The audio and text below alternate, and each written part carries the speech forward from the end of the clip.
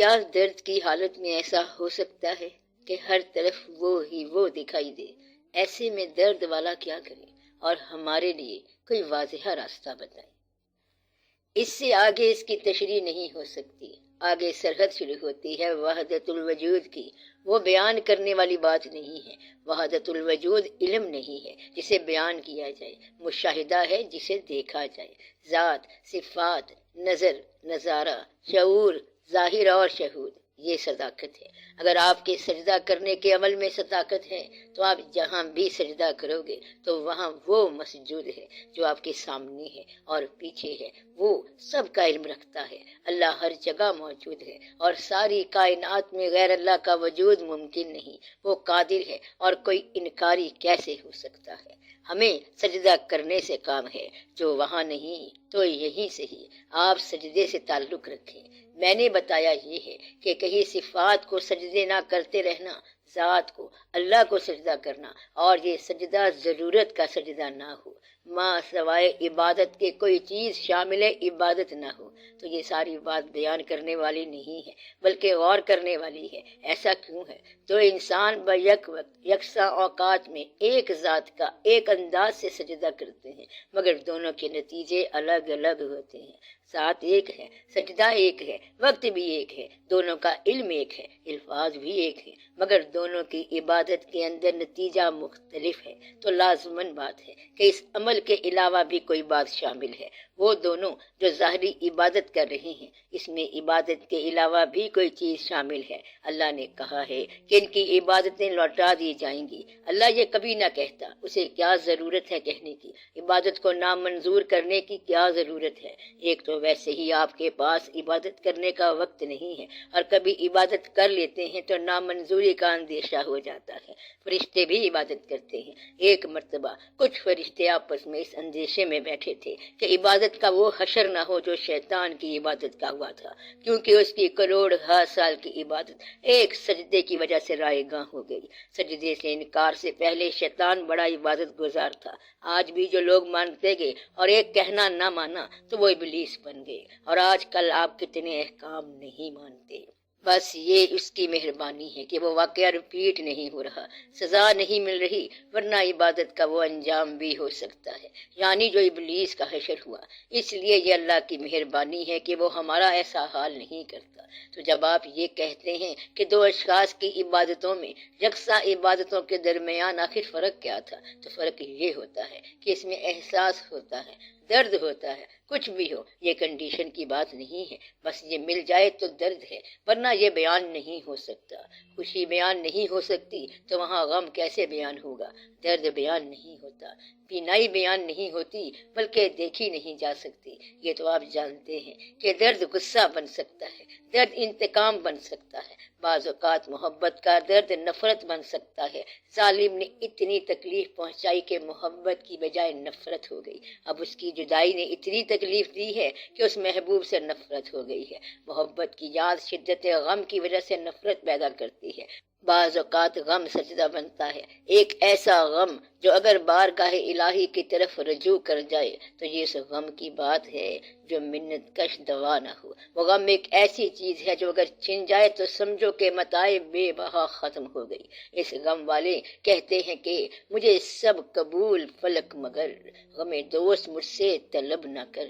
غم والا کہتا ہے کہ یہی میری زندگی کی آس ہے، یہی زندگی کی تلاش ہے، اور زندگی کے اندر جو میرا حاصل ہے یہ غم دوست ہے، یہ نہ لینا۔ وہ لوگ خوش قسمت ہیں جن کی ماں سوا کی محبت، غیر اللہ کی محبت، کسی انسان کی محبت ماورا کی محبت میں تبدیل ہو جائے۔ وہ غم جو ہے واحد ذریعہ ہے اللہ تک رسائی کا، اس لیے ماں سوا کی محبت ماورا کی محبت بن جانے کا بڑا امکان ہوتا ہے، اس لیے اس کو قبول کرتے رہتے ہیں، پھر یہ آنن فانن قبول ہو جاتی ہے۔ جس طرح ہیر رانجھا کو ذاتی محبت تھی، مگر وارث شاہ رحمت اللہ کے آ جانے سے وہ غیر ذاتی بن گئی، اللہ کی طرف جا جانے والوں کا غم ویسے ہی بیان ہوتا ہے جیسے دنیا والوں کی محبت۔ مثلا امیر خسرو نعت پڑھ رہے ہیں تو فرماتے ہیں، پری پے کر نگارے سرو کدے لالا رخسارے، سراپا آفتے دل بود شب جائے کہ من بود۔ یہ ساری غزل ہے، اور درد الہی عام طور پر مزید ہو جاتا ہے۔ وہ درد اللہ کی طرف سے ہے اور وہ دنیا سے کچھ حاصل کرنا نہیں چاہتا، اس لیے وہ کہتے ہیں کہ درد اچھا نہ ہو تو یہ اچھی بات ہے۔ تو اس طرح ماں سوا کی محبت ماورا کی لگن بن جاتی ہے، اور وہ کہتا ہے کہ یہ اچھا ہوا کہ درد ٹھیک نہیں ہوا۔ درد منت کش دوا نہ ہو، میں نہ اچھا ہوا برا نہ ہوا۔ درد والا تسلیم کو تحقیق کے بغیر مان لیتا ہے۔ کیا زندگی میں کوئی ایسی سٹیج آتی ہے کہ تسلیم کی شکل دیکھیں اور کبھی ہم ایمان کا چہرہ دکھا سکیں؟ اگر آپ نے یہ نہ دیکھا تو آپ کا ایمان نامکمل رہ جائے گا۔ یہ ضروری ہے۔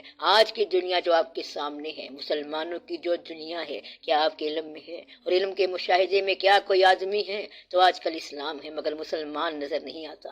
اسلام کے قوانین مکمل ہیں، قوانین کے مطابق آپ کو کوئی آدمی ایسا نظر نہیں آتا جو پریزنٹ کیا جا سکے، پیش کیا جا سکے کہ یہ ہے مسلمان۔ تو جب تک آپ کو زندگی میں کوئی ایسا نظر نہ آئے جس کو آپ کہہ سکیں کہ یہ مسلمان ہے، تو آپ کا ایمان مکمل نہیں ہو سکتا۔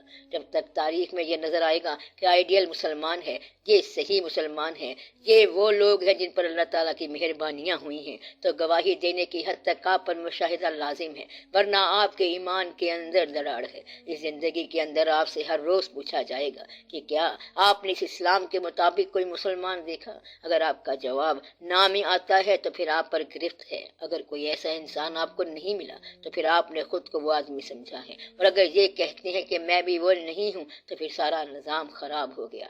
آخر کار آپ اسلام سے باہر ہو جائیں گے۔ پھر لوگ پوچھیں گے کہ یا اللہ کون ہے وہ آدمی جو اسلام کے مطابق کام کر رہا ہے؟ یا تو کسی کو ڈھونڈو یا خود بنو، جتنا بھی اس کے قریب ہو سکے اس کا مشاہدہ کرنا ضروری ہے۔ مشاہدہ دراصل کسی مسلمان کا مشاہدہ ہے، اور اسلام کی زندگی کو مشاہدے میں دیکھنا ہے۔ یہ آپ کے لیے ثواب کا باعث ہے۔ ایسا کوئی انسان موجود ہونا چاہیے جس پر اللہ کا انعام ہو۔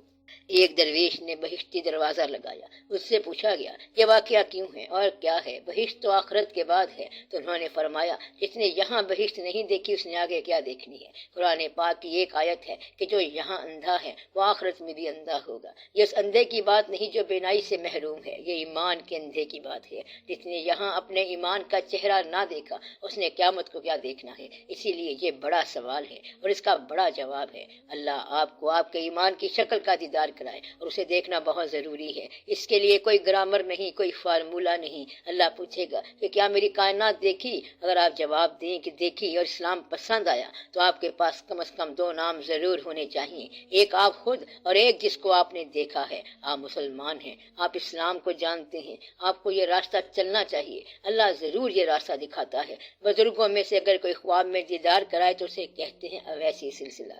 اویسی سلسلہ کیا ہوتا ہے؟ خواب میں کسی کا گزر ہو، کوئی بزرگ آپ کو دیدار کروائے اور آپ کو نسبت دے دے، داتا صاحب رحمت اللہ سے ہو جائے، خواجہ صاحب رحمت اللہ سے ہو جائے، یا کسی بزرگ سے ہو جائے، یا پھر کوئی حال کا بزرگ ہو۔ یہ بڑی ضروری بات ہے۔ اگر آپ کو کوئی ایسا پیر بھی مل گیا جو ناکامل ہے، نامکمل ہے، تو اگر وہ نامکمل پیر آپ کو وابستگی دے گیا تو اس کی اس سے بڑی قابلیت کوئی نہیں ہے۔ وابستگی کے بعد کسی مقام پر آپ نے اس کی صداقت فکری یا صداقت غیر فکری کا اظہار کر دیا تو وابستگی کا فائدہ ہی کچھ نہ ہوا۔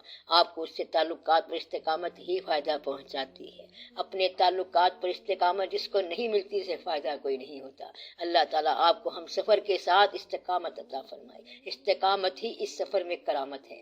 بزرگ کہتے ہیں کہ اگر چار آدمی مل کر اللہ کی تلاش میں چل پڑے تو ان کو اللہ ضرور ملے گا۔ اگر ان چاروں کو اللہ نہیں ملتا تو جتنی سنگت چلتی ہے اتنا ہی اللہ ہے۔ جس جگہ آپ اللہ کا ذکر کرتے ہیں اس جگہ کا نام ہے اللہ کی جگہ۔ جس جگہ آپ سجدہ کرتے ہیں وہ جگہ ہے مسجود کی جگہ۔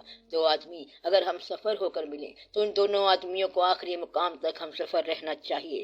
اپنے ساتھیوں کے ساتھ وابستگی اتنی ضروری ہے کہ اپنے خیال کے اندر استقامت ہو جائے۔ اگر آپ اکیلے جا رہے ہیں تو اکیلے چلتے جائیں، اس میں بھی بڑا خیال ہے، اسے یکتائی خیال کہتے ہیں۔ ایک بزرگ نے اپنے شیخ سے پوچھا کہ توحید کے متعلق فرمائیں۔ انہوں نے کہا کہ بتائیں گے۔ ایک مرتبہ وہ اپنے شیخ کے ہمراہ حج پر جا رہے تھے تو ایسا واقعہ ہوا کہ راستے میں ایک گھڑ سوار آیا اور ان کے شیخ سے بات کی۔ شیخ نے کہا نہیں اور وہ شخص واپس چلا گیا۔ بزرگ نے اپنے شیخ سے پوچھا تو انہوں نے کہا کہ یہ تیرے اس سوال کا جواب آیا تھا جو تو نے توحید کے بارے میں پوچھا تھا۔ پوچھا یہ کون تھے؟ بولے خضر علیہ السلام آئے تھے اور کہتے ہیں کہ اگر آپ کہیں تو میں بھی آپ کے ساتھ حج پر چلوں۔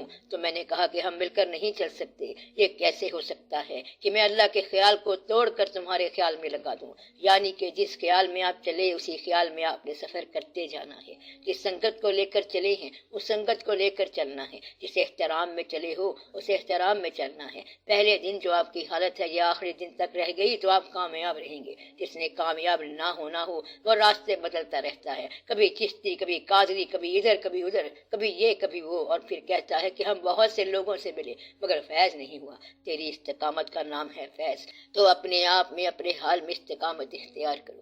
تیری استقامت کا نام ہے فیض، تو اپنے آپ میں اپنے حال میں استقامت اختیار کرو، یہی فیض ہے۔ اس کے اندر سارے حجاب کھل جاتے ہیں۔ استقامت قائم ہونے کا نام ہے۔ جب آپ کو یہ حالت مل جاتی ہے تو ایمان کی سمجھ آ جاتی ہے۔ تو اگر آپ سے یہ پوچھا جائے کہ آپ کے خیال میں کون آدمی ہے جس کو ہم کہہ سکتے ہیں کہ وہ مسلمان ہے، تو آپ کو چاہیے کہ فوراً بتا دیں۔ اس طرح آپ فقیر ہو جائیں گے اور آپ کو فقیروں کا گروہ مل جائے گا۔ اگر آپ دنیا دار ہو جائیں گے تو دنیا داروں کا گروہ مل جائے گا، کافروں کا گروہ مل جائے گا۔ اگر آپ میز پر تاش کے پتے رکھ دیں تو کچھ دیر بعد سارے کھیلنے والے آ جائیں گے۔ اگر آپ گھوڑے دوڑائیں تو ریس لگ جائے گی۔ جیسے انسان آپ ہیں ویسے آپ کو انسان مل جائیں گے۔ اگر آپ فقیر ہیں تو آپ کو فقیر ملیں گے۔ اگر آپ اعلان کر دیں کہ پڑھنے والے بندے مل جائیں تو وہ مل جائیں گے آپ کو۔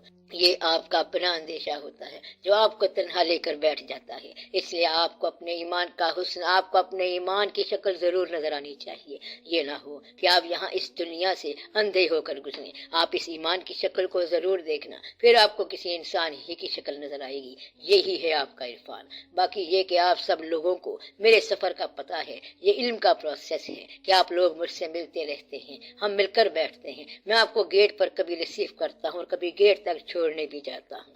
جب میں اس سیٹ پر بیٹھتا ہوں تو یا تو آپ نے بٹھایا ہے یا میں بیٹھا ہوں۔ اس سیٹ پر بیٹھنے کے بعد اس سیٹ کے مالکوں کی طرف سے میں نے آپ کو سکھانا ہے اور آپ عقیدت میں بیٹھ گئے۔ اگر میرے ہاتھ میں قرآن کا علم ہے تو میں آپ کو قرآن کی طرح احترام سکھاؤں گا۔ اگر صداقت کا علم ہے تو میں صادقوں کی طرح آپ کے اندر احترام پیدا کراؤں گا۔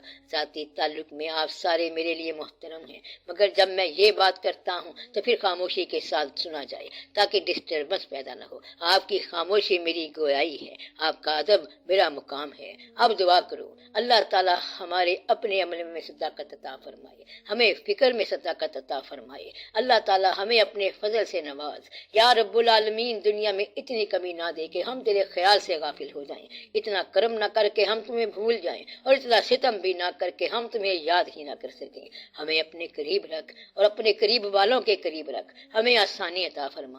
یا رب العالمین صاحبان اولاد کو اولاد کی طرف سے آسانی عطا فرما، پاکستان کو بھی آسانی دے، مشکلات کو آسان کر یا اللہ۔ آمین یا رب العالمین، بھی رحمت کا یا ارحم الراحمین۔